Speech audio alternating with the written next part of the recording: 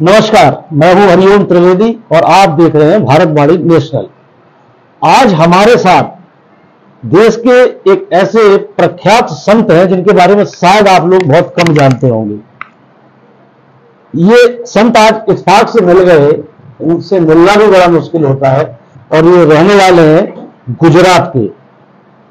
स्वामी निर्मलानंद जी महाराज हमारे साथ इस वक्त बैठे हुए हैं, जो सोमनाथ मंदिर से 40 किलोमीटर दूर बियावान जंगल में अपने आश्रम में रहते हैं। आज इनसे मुलाकात हुई है तो मन में आया कि क्यों न पूछा जाए धर्म और अधर्म के बारे में और जाना जाए कि मानव जीवन को महत्वपूर्ण बनाने के लिए, ईश्वर को प्राप्त करने के लिए किन किन चीजों की आवश्यकता होती है, लोगों को आखिर क्या क्या आवश्यकता है आज के इस दौर में करनी चाहिए। स्वामी जी, स्वागत है आपका। और मैं ये जानना चाह रहा हूं कि आज का जो दौर चल रहा है, कलयुग कहते हैं, हालांकि इस युग को कलयुग में कहीं ना कहीं धर्म की हानि की बात लिखी गई है और मैंने भी पढ़ी है और आप भी देख रहे होंगे कि धर्म घटता जा रहा है। क्या कहना चाहेंगे कि धर्म आखिर कैसे बढ़े, लोगों में आस्था कैसे बढ़े ईश्वर के प्रति? ये आप यही बता दें, आप बोलो। देखिए, धर्म न कभी घटता है न कभी बढ़ता है। धर्म ही एक ऐसी वस्तु है जो सदैव एक जैसी रहती है। धर्म नया और पुराना नहीं होता, धर्म सदैव एक जैसा रहता है। मनुष्य की अपनी अपनी विचारधाराएं अलग अलग प्रकार की होती है। गोस्वामी तुलसीदास जी महाराज रामचरितमानस में आप पढ़ेंगे, धर्म न दूसर सत्य समाना, आगम निगम पुराण बखाना। पुराण वेद जो कुछ भी है सभी ने एक ही बात बताया कि धर्म न दूसर सत्य समाना, सत्य के समान कोई दूसरा धर्म नहीं है और धर्म के समान कोई दूसरा सत्य नहीं है। कहने का तात्पर्य सत्य का आचरण ही धर्म कहलाता है। धर्म को जीवन में उतारना ही सत्य है। इसके अलावा जो कुछ भी है वो असत्य है। भगवान श्री कृष्ण ने अपने शास्त्र श्रीमद् भगवद गीता, जिसमें 18 अध्याय 700 श्लोक है, भगवान श्री कृष्ण ने कहा कि अर्जुन, नेहा विक्रमणा सोस्ति प्रत्यवायो न विद्यते, स्वल्पमप्यस्य धर्मस्य त्रायते महतो भयात्। भगवान श्री कृष्ण कहते हैं कि अर्जुन, नेहा अभिक्रमणः सोस्ति प्रत्यवायो न विद्यते, स्वल्पमप्यस्य धर्मस्य। हे अर्जुन, इस धर्म का जो सत्य है, शाश्वत है, सनातन है, इस धर्म का थोड़ा सा भी आचरण करने पर, स्वल्पमप्यस्य धर्मस्य, थोड़ा आचरण करने पर मनुष्य का कल्याण हो जाता है। परंतु आज का मनुष्य भौतिकवादी हो गया है। वस्तुओं, विचार, बुद्धि ज्यादा उसमें हो गया है। वास्तव में ईश्वर बहुत शिक्षा लेने वाले को प्राप्त नहीं होता, संसार की बहुत भौतिक वस्तु इकट्ठा करने वाले को नहीं, अपितु यह धर्म मंदिर में, तीर्थों में नहीं, यह स्वयं धर्म प्राप्त करने से होता है। स्वयं भगवान श्री कृष्ण ने कहा कि अर्जुन, किसी तत्वदर्शी महापुरुष की शरण में जाओ। कौन से महापुरुष? जो भगवान श्री कृष्ण ने कहा कि अर्जुन, सर्वधर्मान परित्यज्य माम एकम शरणम व्रज, अहम त्वा सर्व पापेभ्यो मोक्षयिष्यामि मा शुचः। अर्जुन, संसार के जितने भी मान्यताएं हैं, रूढ़ियां हैं, कुरीतियां हैं, उन सबको त्याग करके माम एकम शरणम व्रज, एकमात्र मुझ परमात्मा की शरण हो जाओ। अहम त्वा सर्व पापेभ्यो मोक्षयिष्यामि मा शुचः, मैं तुम्हारी आत्मा का कल्याण कर दूंगा, मोक्ष प्रदान कर दूंगा। मैंने भी कई गीता में पढ़ा है, थोड़ा बहुत जो मुझे ज्ञान है। श्री कृष्ण जी ने यह भी कहा था, यदा धर्म ग्लानिर् भवति भारत, यानी धर्म की जब हानि होगी तो मैं अवश्य इस धरा पर आऊंगा धर्म की रक्षा के लिए। और ऐसा देखने को भी मिला, चाहे श्री राम जी हो, चाहे कृष्ण जी हो, परशुराम जी हो, तमाम अवतार हमारे सामने, उनके उदाहरण हमारे सामने तो कहीं ना कहीं धर्म घटता है तभी ईश्वर आता है ना पृथ्वी पे। धर्म बाहर का विषय नहीं है, धर्म अंतःकरण का विषय है, हृदय देश का विषय है। आपके हृदय में ही दोनों वस्तुएं हैं, धर्म भी है और अधर्म भी है, ज्ञान भी है अज्ञान भी है। श्रीमद् भगवद गीता जिसकी विशुद्ध व्याख्या हमारे परम पूज्य पर गुरुदेव भगवान परमहंस स्वरूप में स्थित है, साक्षात शिव स्वरूप महापुरुष है, उन्होंने गीता का टीका किया जिसका नाम है यथार्थ गीता। आपको और आपके सभी देखने वाले दर्शकों को अवश्य पढ़ना चाहिए। भारत की सभी भाषाओं में उपलब्ध है, इंटरनेट पर भी उपलब्ध है। यथार्थ गीता का प्रथम अध्याय प्रथम श्लोक, धृतराष्ट्र ने पूछा संजय से, संजय धर्म क्षेत्रे कुरुक्षेत्रे समवेतायुत्सवः मामकाः पांडवास्तेयो किम कुर्वत संजय। धर्म क्षेत्र और कुरुक्षेत्र दो शब्द लिए। धर्म और धर्म मतलब जो सत्य धर्म, कुरु कहते हैं करने को। तो जितने भी शास्त्र हैं, आप जितने भी ग्रंथ देखिए, गीता उठा के देखिए, महाभारत उठा के देखिए, रामायण देखिए, उसमें सदैव दो आपको पार्टियां मिलेंगी, एक सजातीय एक विजातीय। यहाँ पांडव हैं कौरव हैं, कृष्ण निष्पक्ष हैं। तो उसी तरह से हमारे शरीर के भीतर यह जो गीता का युद्ध हुआ है, गीता का जो अवतार है, भगवान का जो अवतार है, कहीं बाहर पृथ्वी पर भूखंडों में कदापि नहीं होता है। भगवान पूरे जीव मात्र के कल्याण के लिए होते हैं। हमारे लिए भारत है, उत्तर प्रदेश है, गुजरात है, महाराष्ट्र है, परंतु ईश्वर सब पर मोर बराबर दाया, सब मम प्रिय सब मम उपजाया। सब भगवान कहते हैं सब मेरे द्वारा उत्पन्न किए हुए हैं, सभी मेरे प्रिय हैं और सभी के ऊपर मेरी बराबर कृपा रहती है। तो भगवान की दया कृपा, भगवान तो जीव मात्र के लिए है, मनुष्य मात्र के लिए, चाहे वो भारत में जन्म लिया हो अथवा भारत के किसी भी देश में जियो। तो ये गीता का युद्ध हमारे अंतःकरण का है। समस्या यह है कि आप कृष्ण को तो मानते हो, कृष्ण की नहीं मानते। कैसे कि हम कृष्ण को तो बस खाली अगरबत्ती पूजा पाठ कर लेते हैं, जय कन्हैया लाल की, नंद घर आनंद भय। वास्तव में स्वयं जो है शास्त्र कहते हैं कि वसुदेव सुतम देवम कंस चारूर मर्दनम देवकी परमानंदम कृष्णम वंदे जगत गुरु। जो कृष्ण है वो पूरे जगत अखिल ब्रह्मांड के लिए है। उसी प्रकार से उनका जो स्वरूप होते हैं, उनके उस तत्व को प्राप्त कर जाते हैं जिनको हम परमहंस कहते हैं।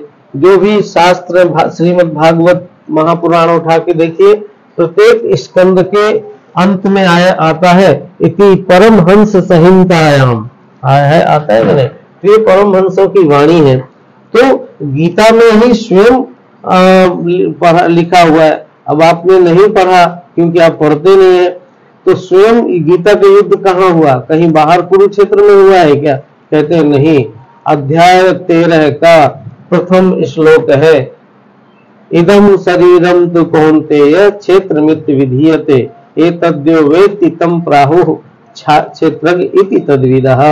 हमारे शरीर के भीतर ही सब कुछ है, राम भी है, रावण भी है, कृष्ण भी है, कंस भी है, ज्ञान है अज्ञान है।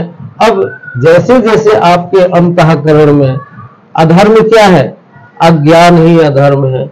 अधर्म अज्ञान क्या है? ये हमारा जो मन है, काम क्रोध लोभ मोह मद मत्सर अहंकार ईर्ष्या डाह जलन इत्यादि सारे विकार जब अधिक रूप ले लेते हैं तो हमारे अंदर जो धर्म के जो स्वरूप है, संयम तप दम, जो सत्संग सुमिरन भजन चिंतन सात्विकता सरलता निर्मलता सहजता, वो सब डाउन हो जाते हैं। मैंने एक चीज देखी अपने जीवन में कि जब मेरा बचपना था और जब मैंने देखा कि ज्यादा लोग पढ़े लिखे नहीं थे, तब धर्म ज्यादा था, धर्म पे चलने वाले लोग थे या प्रभु की तरफ उंगली नहीं उठाते थे। आज जब देख रहा हूँ कि पढ़ाई लिखाई बढ़ गई, लोगों में ज्ञान ज्यादा जाग गया, तब वो कहीं ना कहीं हमारे ऋषि मुनियों और यहाँ तक कि राम पर भी उंगली उठाते हैं, कटाक्ष करते हैं। अब ऐसी फिल्में बनने लगी हैं जिनमें हमारे आराध्य के रूपों को बदल दिया जा रहा है। राजनेता भी वही भाषा बोल रहे हैं, तो ये बदलाव कितना खतरनाक है समाज के लिए। बहुत ही ज्यादा, बहुत ही ज्यादा। इस जो आपने बताया, हम संत भी दुखी हो जाते हैं, क्योंकि जब समाज में जो हमारे अपने लोग, हम लोगों के लिए तो सब बराबर है, परंतु आपका दुख हमारा दुख है, आप लोगों का सुख हमारा सुख है।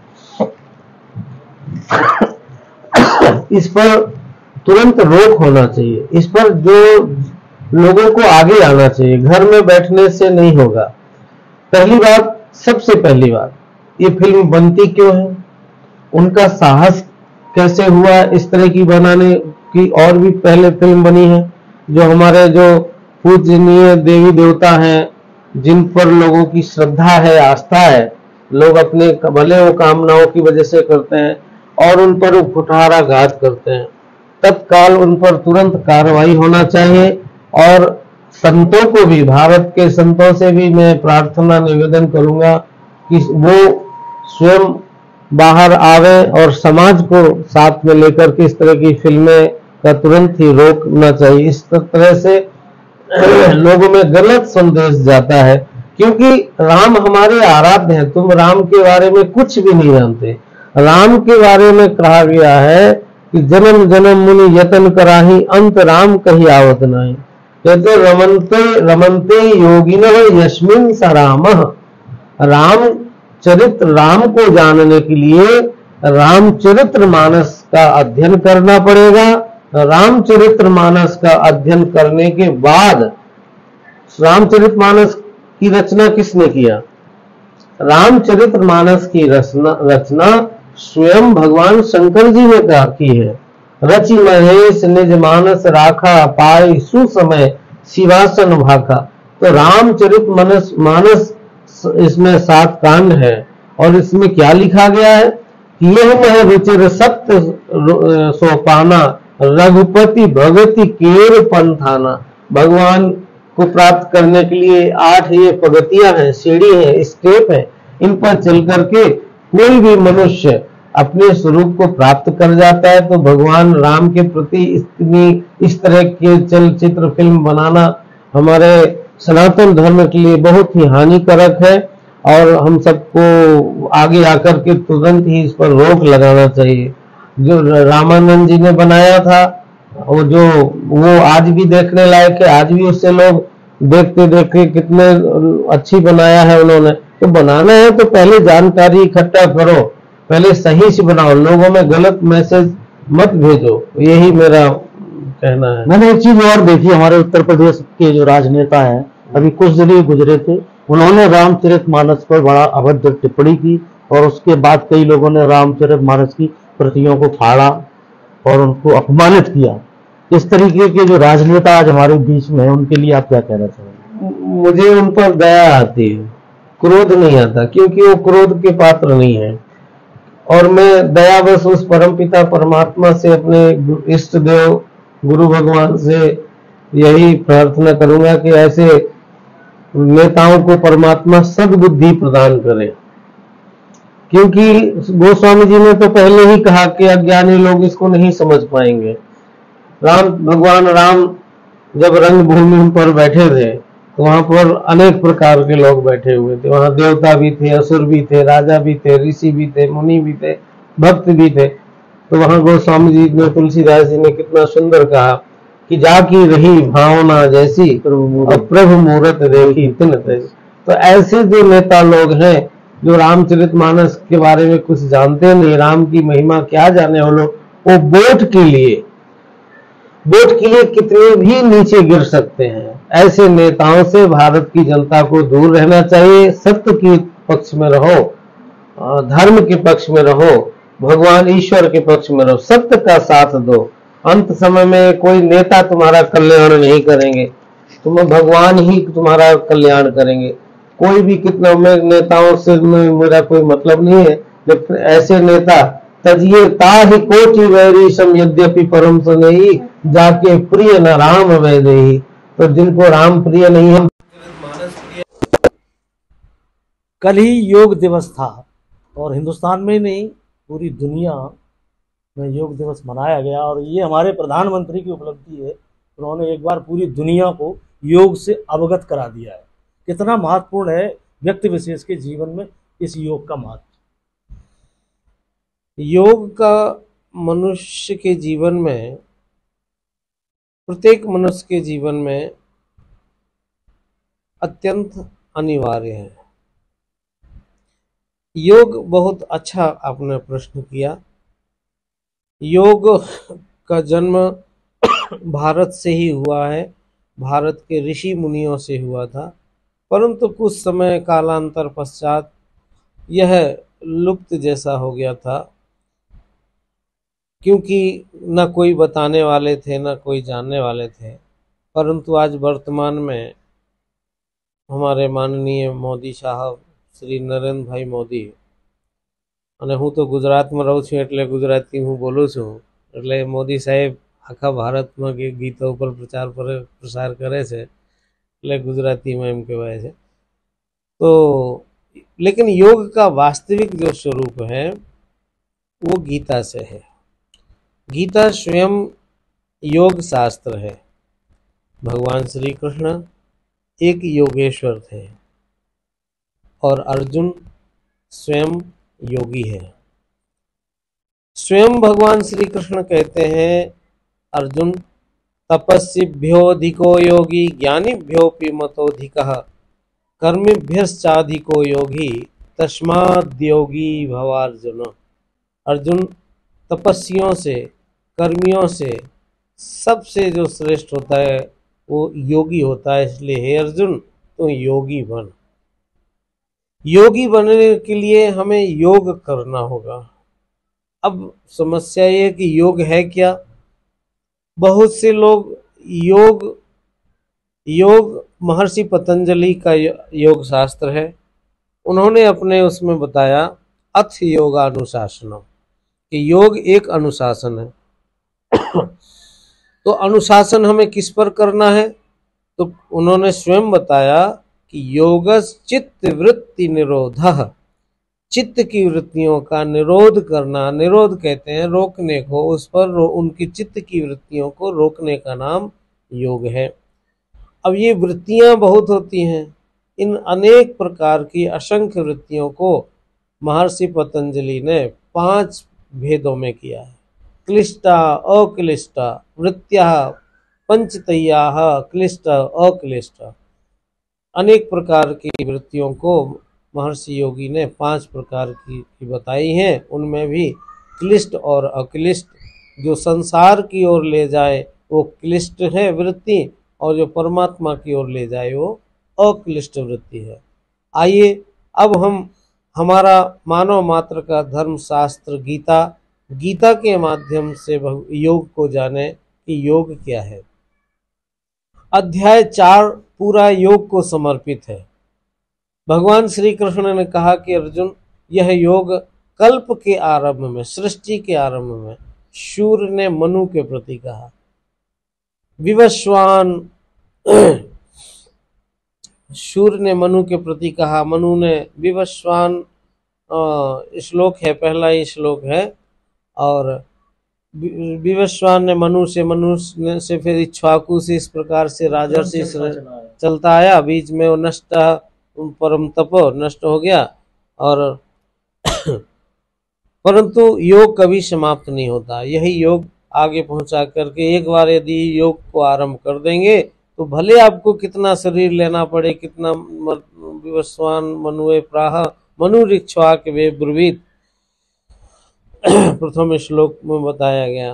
अच्छा, एक चीज हम और देखते हैं कि योग जिस तरीके से पूरी दुनिया में अब छा गया है, चाहे हिंदुस्तान हो, चाहे अमेरिका हो, चाहे कोई देश हो, हर देश ने इसको स्वीकार लिया है। वहाँ के लोगों ने भी स्वीकार लिया है, और ऐसी तस्वीरें हमने कल ही देखी थी। लेकिन हमारे हिंदुस्तान में एक चीज और देखने को मिल रही है कि इसमें भी समुदाय बटा हुआ है।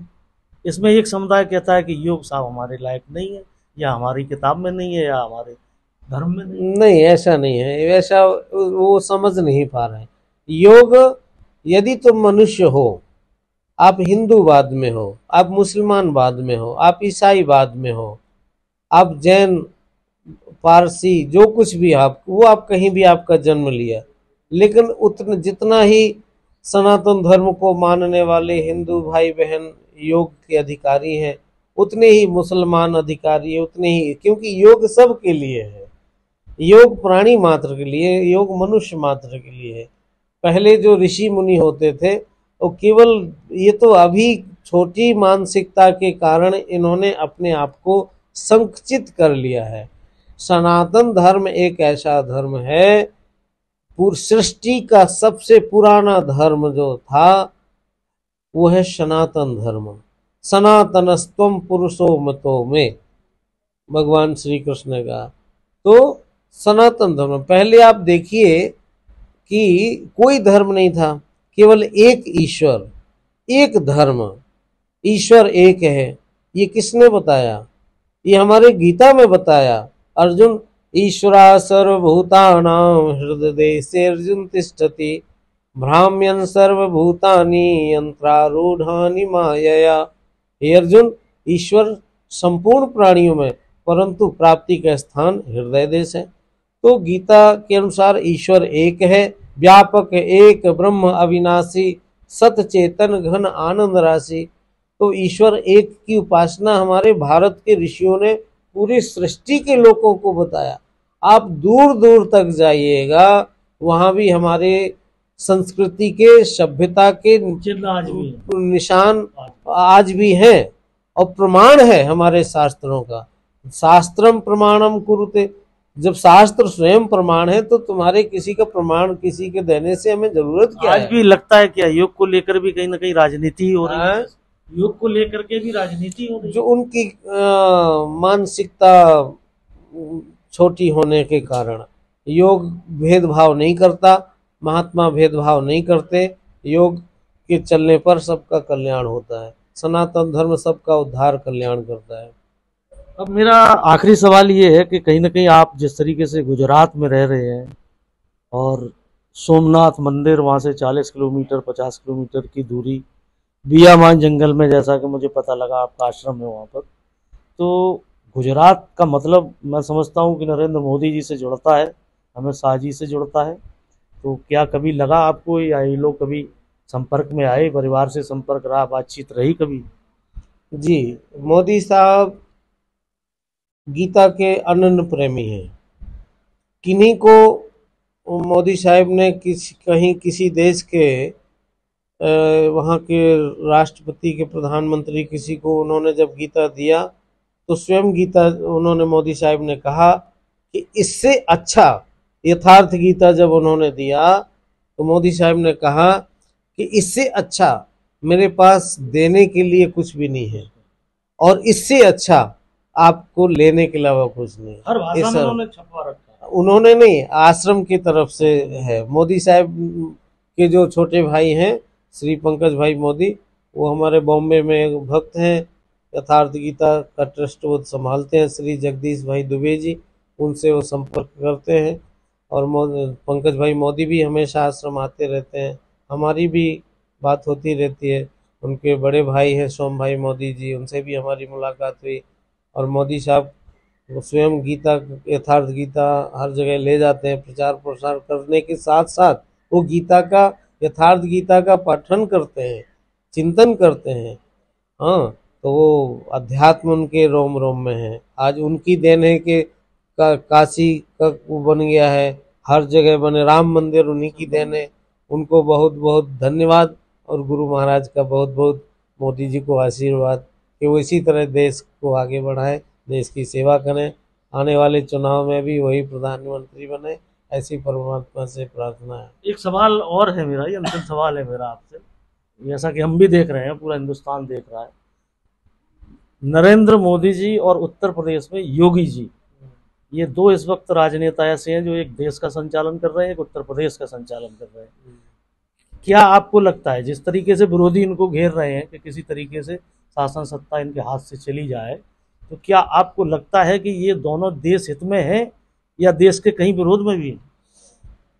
देखो, पहली बात तो राजनीति मेरा विषय नहीं है, मेरा विषय अध्यात्म है, गीता जी है, रामचरितमानस है, अध्यात्म है। परंतु जब देश की बात आती है तो मैं भी देश का सन्यासी हूँ।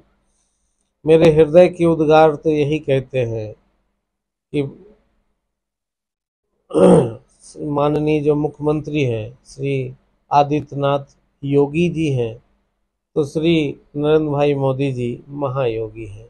ये दोनों लोग बड़े कर्मठता के साथ, कर्तव्य निष्ठता के साथ, सत्यपरायणता के साथ देश के लिए, देश की जनता के लिए, और बिना कोई भेदभाव के, चाहे वो हिंदू हो, मुस्लिम हो, कोई भी हो, भारत को, जनता को अपना परिवार मानते हैं। जैसे बड़ा परिवार का सदस्य होता है, वो सबको साथ लेके चलता है, उसी तरह से सब लोग लगे हुए हैं।